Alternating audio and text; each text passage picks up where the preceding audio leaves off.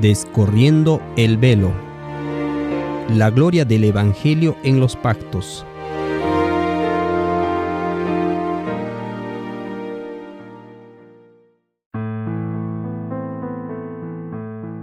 Capítulo 17. Desde la fundación del mundo.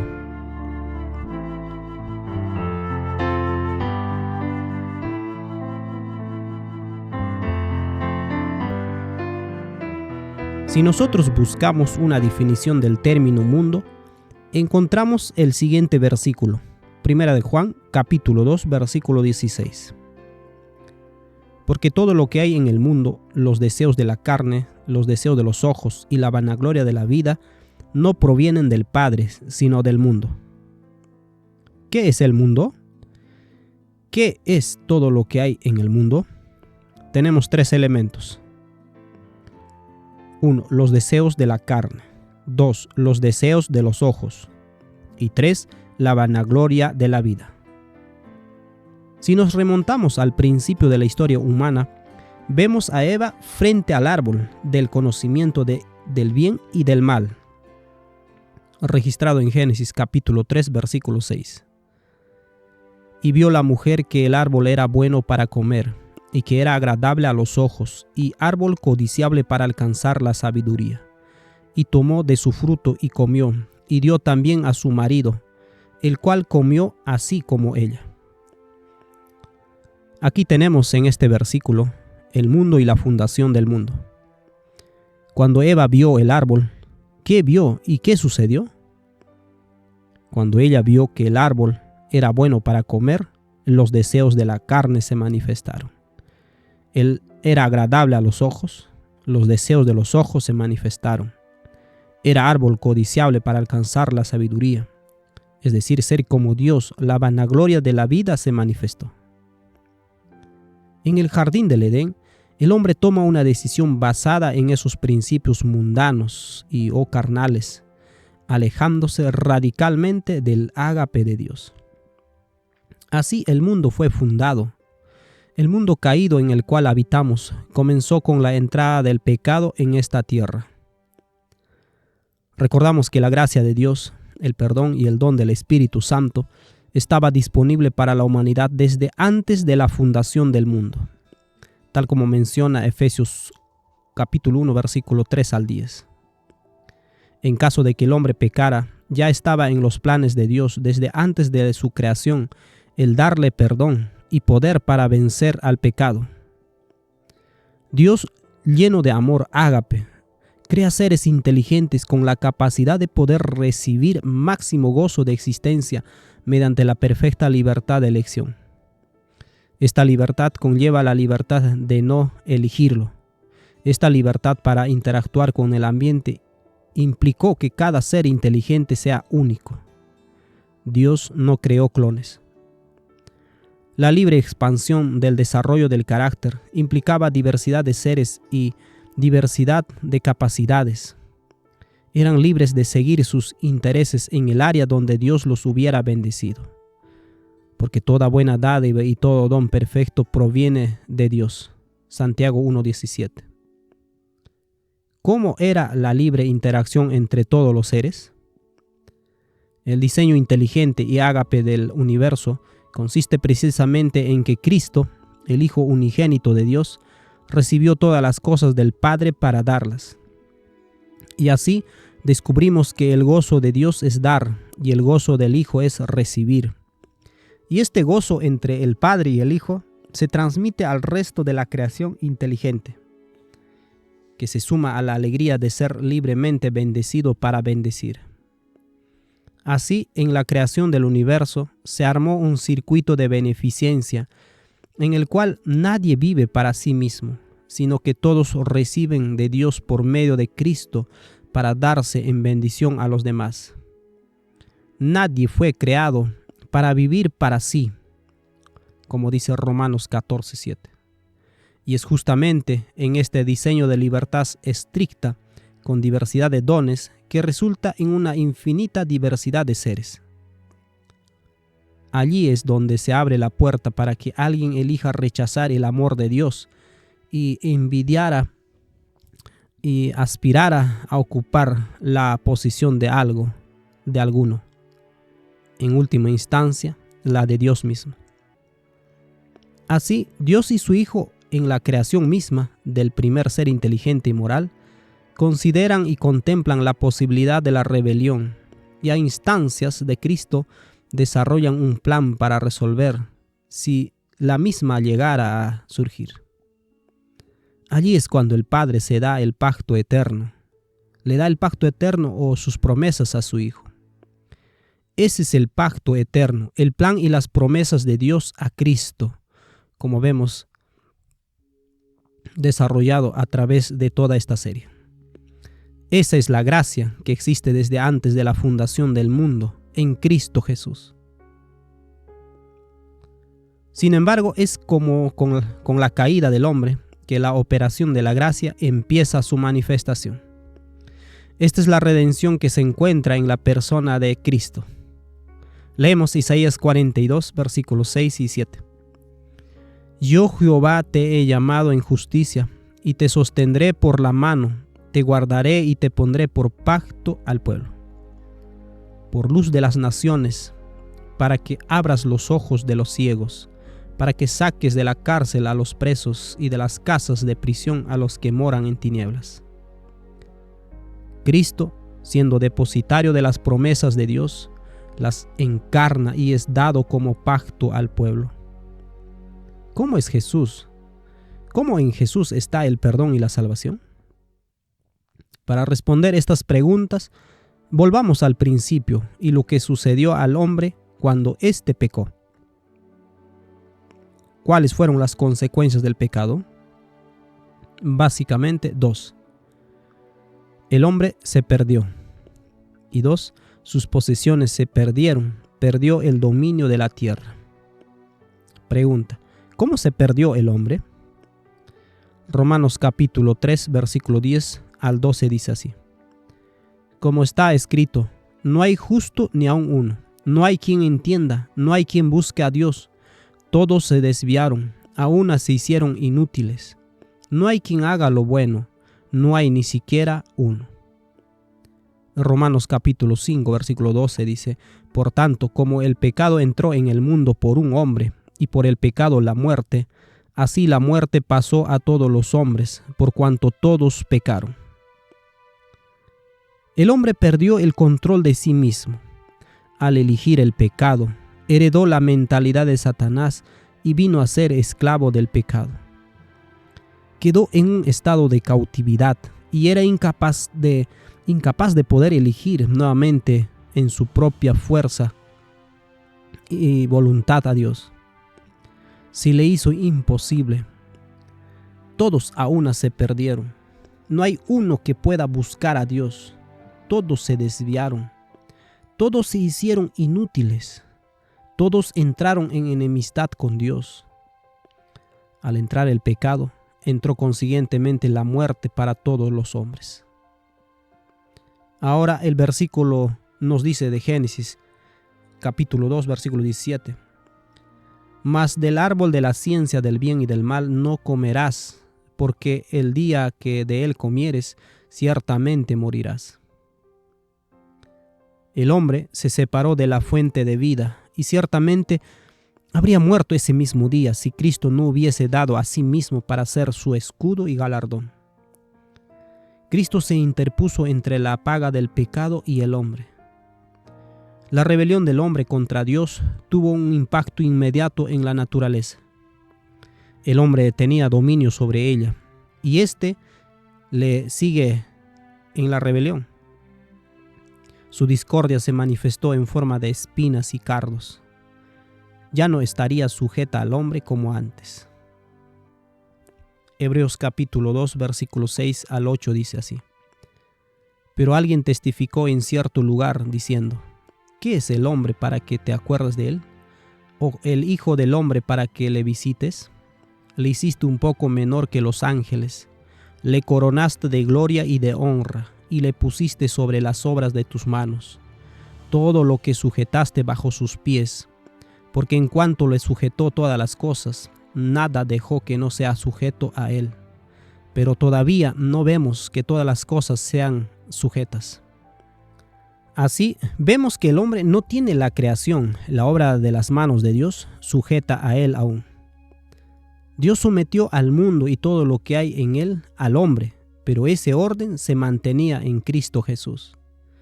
Cuando el hombre pecó, se perdió la posesión. En la medida en que el hombre no se sujetó a Dios, tampoco la creación se sujetó al hombre. El pecado instantáneamente trae consigo la muerte. Y allí Cristo se interpone para que esto no ocurra, para que el hombre no reciba la paga del pecado, sino que tenga una segunda oportunidad. Luego leemos la promesa, el evangelio predicado a Eva en Génesis 3:15. Y pondré enemistad entre ti y la mujer, y entre tu simiente y la simiente suya. Esta te herirá en la cabeza y tú le herirás en el calcañar. Habiéndose entregado al pecado, el único deleite y gozo del hombre era el pecado, el egoísmo, y no había ninguna armonía con Dios. Este había creado el universo bajo los principios del amor ágape, que es la entrega del ser para el servicio a los demás. Recibir todas las bendiciones de Dios por medio de sus distintos canales para venir a ser un canal de bendición para los otros. La ley invisible era allí el bienestar supremo del prójimo, manifestando el amor a Dios en el gozo a su servicio. Con el pecado, el hombre pone al yo en el lugar de Dios. Desde la caída en el Edén, el hombre se sirve del árbol del bien y del mal, algo directamente opuesto a la voluntad de Dios, con la finalidad de satisfacer al yo, con la finalidad de ser como Dios. Pero Dios no es así. De esta manera, Lucifer mintió respecto del carácter de Dios. Así, como consecuencia de esa mentira, el hombre recibe la mentalidad y el pensamiento de Satanás, inclusive o incluyendo su sistema de valor, y deja de ser como Dios en carácter. Este proceso lleva a una completa perversión en la mente del hombre de todas las ideas concernientes a Dios. Ahora todas las mentiras de Satanás concernientes a Dios le parecen al hombre naturales y lógicas. Ahora el hombre en su carnalidad ve a Dios como un tirano, como una déspota, como un juez implacable que no da un milímetro al ser humano de misericordia, sino que demandará todo del hombre. Satanás ha causado que el hombre vea a Dios como egoísta. Y allí es cuando se interpone Cristo como mediador y comienza la reconciliación del hombre con Dios, no porque Dios tuviera enemistado o estuviera enemistado con el hombre, sino porque el hombre ahora consideraba a Dios como su enemigo. Leemos en Colosenses capítulo 1, versículo 21. Y a vosotros también, que erais en otro tiempo extraños y enemigos en vuestra mente, haciendo malas obras, ahora os ha reconciliado. El hombre erróneamente cree que Dios se ha separado del hombre y que Dios es la causa de los sufrimientos de la humanidad.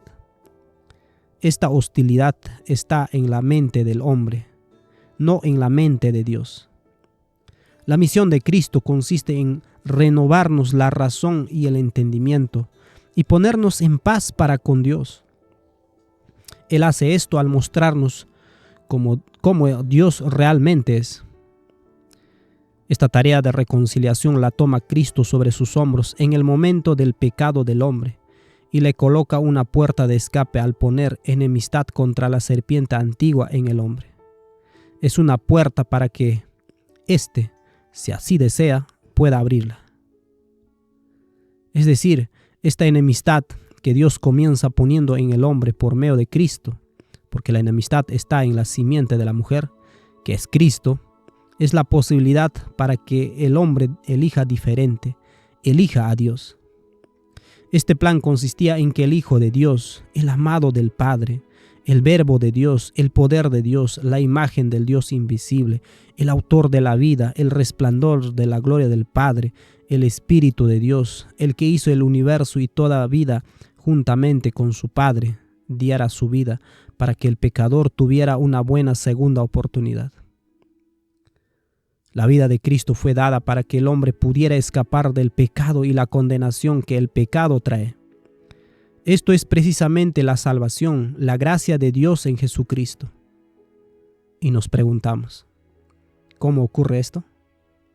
Juan 1:9 dice: aquella luz verdadera que alumbra a todo hombre venía a este mundo. No ha existido hombre en este mundo que no haya recibido la luz de Cristo. Dios implantó por medio de Cristo y el hombre recibe como parte de la herencia de Adán y Eva el pensamiento de la gracia de Dios, el pensamiento del perdón de Dios, la atracción al bien. Así, el Espíritu de Dios contiende con cada ser humano, en la conciencia y corazón del hombre, en un trabajo infinito, en escala e implicancias. El Espíritu de Cristo realiza en cada ser humano un trabajo único, personalizado, diseñado para cada uno en su propio contexto de existencia y con gran delicadeza, para mostrarle el amor de Dios y traerlo nuevamente al gozo de la comunión con Él y su Hijo.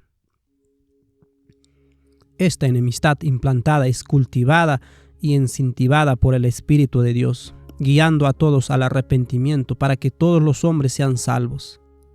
Aunque no todos lo eligen, Cristo por su Espíritu intercede con todos, para que tengan vida.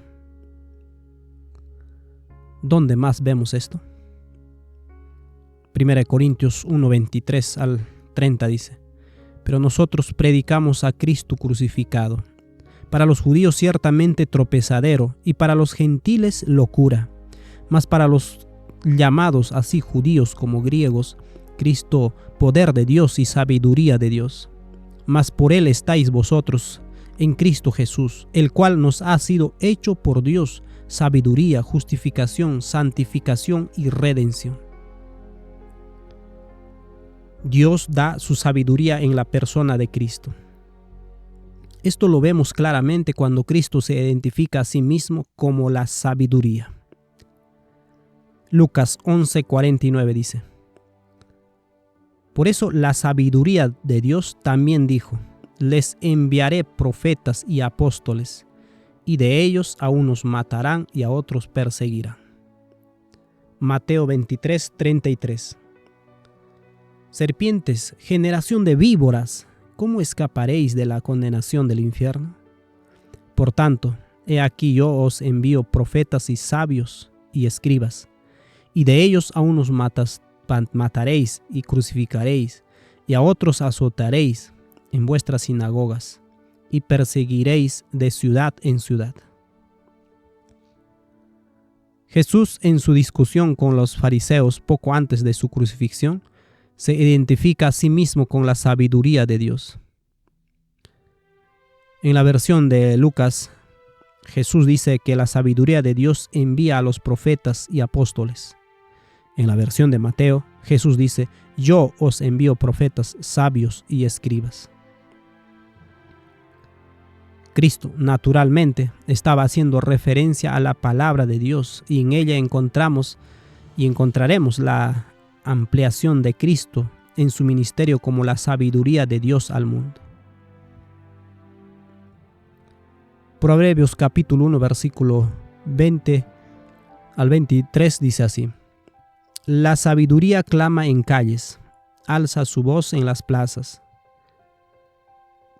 clama en los principales lugares de reunión, en las entradas de las puertas de la ciudad dice sus razones.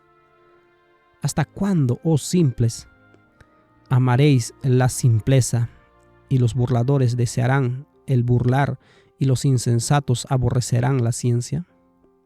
Volveos a mi reprensión. He aquí yo derramaré mi espíritu sobre vosotros, y os haré saber mis palabras.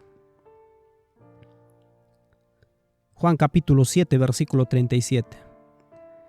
En el último y gran día de la fiesta, Jesús se puso en pie y alzó la voz diciendo: si alguno tiene sed, venga a mí y beba. El que cree en mí, como dice la Escritura, De su interior correrán ríos de agua viva. Esto dijo del Espíritu que habían de recibir los que creyesen en él, pues aún no había venido el Espíritu Santo, porque Jesús no había sido aún glorificado. Cristo, la sabiduría de Dios, camina hoy por nuestras calles y por nuestras plazas. Viene a nuestras casas con palabras de misericordia. Invisible a los ojos humanos, está en medio de nosotros para sanar y bendecir. Y en los principales lugares de reunión y tránsito, allí en las entradas de las puertas de la ciudad, dice sus razones. Y promete dar de su espíritu y dar a conocer sus palabras para encontrar la vida. Por eso dice Proverbios 2:10, cuando la sabiduría entrare en tu corazón y la ciencia fuere grata a tu alma, la discreción te guardará, te preservará la inteligencia para librarte del mal camino, de los hombres que hablan perversidad. Proverbios 3:13, bienaventurado el hombre que halla la sabiduría y que obtiene la inteligencia. Ella es árbol de vida, versículo 18. Es el árbol de vida a los que de ella echan mano, y bienaventurados son los que la retienen. Proverbios 4:7. Sabiduría ante todo, adquiere sabiduría, y sobre todas tus posesiones adquiere inteligencia. Versículo 9. Adorno de gracia dará a tu cabeza, corona de hermosura te entregará. Así vemos que la sabiduría de Dios busca morar en el corazón. Siendo esto así, su permanencia nos libra del mal camino. Recibir esto es comer del árbol de la vida, porque en él está la vida. Recibimos su gracia aquí en la tierra cuando lo aceptamos como sabiduría y nos dará corona en la entrada a su reino. Proverbios 8, versículo 1 en adelante leemos. ¿No clama la sabiduría y da su voz la inteligencia? En las alturas junto al camino, a las encrucijadas de las veredas se para. En el lugar de las puertas, a la entrada de la ciudad, a la entrada de las puertas da voces. Oh hombres, a vosotros clamo, dirijo mi voz a los hijos de los hombres. Entended, oh simples, discreción. Y vosotros, necios, entrad en cordura. Oíd, porque hablaré cosas excelentes, y abriré mis labios para cosas rectas, porque mi boca hablará verdad, y la impiedad abominan mis labios. La sabiduría hace sus apelaciones y llama. Da voces en la ciudad para que la gente escuche la verdad, para que elijan el bien y la vida. Además del sentido literal que tiene la palabra ciudad, ¿existe algún sentido con el cual se lo usa en las Escrituras? Allí mismo en Proverbios encontramos, Proverbios 25:28. Como ciudad derribada y sin muro, es el hombre cuyo espíritu no tiene rienda. El hombre es comparado con una ciudad. Las puertas de la ciudad son los sentidos a través de los cuales se comunica y percibe el mundo exterior, y los muros son el espíritu del hombre, su carácter. Así vemos que la sabiduría, el espíritu de Cristo, es dado allí mismo en nuestra vivencia del mundo, allí mismo de donde sale lo que está en el corazón del hombre. La sabiduría ha sido dada para que éste sepa elegir el camino de la vida y la verdad. Ha sido provista en la frente, en nuestra mente, para que pueda elegir donde dice hijos de los hombres. En el original en hebreo dice Ben Hadán, es decir, la sabiduría ha sido dada a todos los hijos de Adán. Así, la humanidad entera recibe la sabiduría de Dios, el Espíritu de Cristo. Por eso dice que Él es la luz que alumbra a todo hombre que viene a este mundo. Ese agua, ese Espíritu que procede de Cristo, fue predicado por Él en el Sermón del Monte. Mateo 5:45 dice: para que seáis hijos de vuestro Padre que está en los cielos, que hace salir su sol sobre malos y buenos, y que hace llover sobre justos e injustos. Dios el Padre no solamente nos da literalmente el sol y la lluvia a todos, a justos e injustos, sino que Él también quiere proveer a todos el sol de la justicia, y que aceptemos el agua espiritual que cae del cielo en Cristo. Por eso las Escrituras dicen en Hechos 4:12: y en ningún otro hay salvación, porque no hay otro nombre dado bajo el cielo dado a los hombres en quien podamos ser salvos. Hay muchísimas personas que jamás escucharon hablar de Cristo. Nunca escucharon su historia. Sin embargo, ellos escucharon y recibieron los impulsos de Cristo y siguieron su voz. Así, del oriente y del occidente vendrán y se sentarán con los patriarcas junto a Jesús. Mientras que muchos que escucharon y oyeron de Jesús y pueden repetir sus historias de memoria, porque no le siguieron en su espíritu, serán echados fuera en la gran oscuridad. Romanos 2:14 diría lo siguiente: porque cuando los gentiles que no tienen ley hacen por naturaleza lo que es de la ley, estos, aunque no tengan ley, son ley para sí mismos, mostrando la obra de la ley escrita en sus corazones, dando testimonio su conciencia y acusándoles o defendiéndoles sus razonamientos. Hay gentiles quienes quizás nunca escucharon hablar de Cristo, que tienen la ley escrita en sus corazones. ¿Cómo es eso posible? Es posible porque no endurecieron su corazón a la luz del mundo, a quien fueron fieles y verdaderos de acuerdo al contexto en que se hallaban. Así, el mundo entero fue entregado en las manos de Cristo para nuestra salvación. Así, Cristo se entregó por el mundo. En Cristo la gracia de Dios se manifestó para cada ser humano, en forma personalizada en el delicado trabajo de llevar a cada alma a Dios. Este trabajo estuvo mayormente invisible, pero fue magnificado y manifestado en su primera venida. Y al final del tiempo, a medida que el mundo viene a ser de un solo sentir en su ideología carnal y consiguientemente se aproxima a su propia autodestrucción, una gran revelación de Cristo viene a ser necesaria para salvar a los que lo deseen y terminar el gran conflicto. Vemos esta intervención de Cristo en la salvación de la humanidad en los días de Moisés en forma más detallada. Veamos. Éxodo 23, versículo 20, hasta el 22. He aquí yo envío mi ángel delante de ti para que te guarde en el camino y te introduzca en el lugar que yo he preparado. Guárdate delante de él y oye su voz, no le seas rebelde, porque él no perdonará vuestra rebelión, porque mi nombre está en él. Pero si en verdad oyeres su voz e hicieres todo lo que yo te dijere, seré enemigo de tus enemigos y afligiré a todos los que te afligieren. Sabemos que el ángel que los guió en el camino, en quien está el nombre de Jehová, es Cristo mismo. Noten cuidadosamente que la invitación es que cuidemos y que seamos considerados o cuidadosos delante de Él. Ese término traducido allí, delante de Él, en el original hebreo significa ante su rostro o ante su presencia. La apelación no es tan solo a que reverenciemos su presencia, sino que a que escuchemos su voz. El verso continúa diciendo, no le seas rebelde.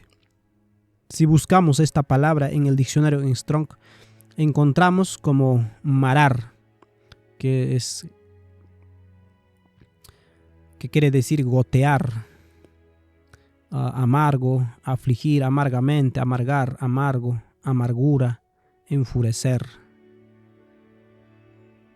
Está diciendo que no lo amargues, no lo aflijas, no lo pongas triste. Esto le da mayor significado a la apelación de cuidar su rostro. Esta misma palabra hablando de Cristo es usada de la siguiente manera en este versículo de Isaías 22:4, que es la misma palabra marar. Por esto dije, dejadme, lloraré amargamente, no os afanéis por consolarme de la destrucción de la hija de mi pueblo. El Señor aquí dice que llorará amargamente por la destrucción de la hija de su pueblo. La palabra que estamos analizando en Éxodo, que ha sido traducida como seas rebelde, ha sido traducida como lloraré, en este caso, de Isaías 22. El verso de Éxodo dice que no hagas llorar a Cristo, y sigue diciendo, porque Él no perdonará vuestra rebelión. La palabra perdonar, mirando su significado, tiene una variedad de significados, que es la palabra nasa, H5375. Elevar en una gran variedad de aplicaciones, literal o figurativo, absoluto, relativo, como sigue, acarrear, etc. Vemos que significa primeramente elevar, tanto literalmente como figurativamente. Significa llevar, acarrear, etc. Y dice que Él no llevará, no levantará, no acarreará más sus rebeliones. Y mirando distintos versículos, leemos que Cristo verdadera y literalmente ha acarreado a su pueblo. Deuteronomios 1:31, por ejemplo. Y en el desierto has visto que Jehová tu Dios te ha traído, como trae el hombre a su hijo, por todo el camino que habéis andado hasta llegar a este lugar. Y aún con esto no creísteis a Jehová vuestro Dios, quien iba delante de vosotros por el camino, para reconoceros el lugar donde habéis de acampar, con fuego de noche para mostraros el camino por donde anduvieses, y con nube de día. Aquí, la misma palabra que vimos recién, la encontramos en su original en la palabra traído. Así, vemos que Cristo llevó en andas, alzó al pueblo de Israel por su espíritu, y los llevó como un hombre alza y lleva a su hijo. Con amor, ternura y dedicación, Él llevó y mantuvo con vida a la nación entera, hablando y apelando continuamente a sus corazones. La misma palabra la encontramos también hablando de Jesús en el siguiente versículo. Isaías 53:4. Ciertamente llevó Él nuestras enfermedades y sufrió nuestros dolores, y nosotros le tuvimos por azotado, por herido de Dios y abatido. Aquí la palabra es traducida como llevó. Y aquí no está haciendo referencia únicamente a Israel, sino a la humanidad entera. Nos llevó en nuestras enfermedades físicas y morales. Él sufrió nuestros dolores, como un padre que lleva a su hijo en andas y se conmueve por la fiebre de su hijo al punto de que sufre con su hijo. Así Cristo mismo lleva a la humanidad y padece cuando el hombre sufre. Por eso dice en Salmos 28:9, salva a tu pueblo y bendice a tu heredad, y pastoréalos y ensálzalos para siempre. Ensálzalos, llévalos por siempre, es el ruego del salmista. Así vemos que la admonición hecha es que se cuide la presencia de Cristo, de que se cuide y proteja el rostro de Cristo y escuchemos su voz.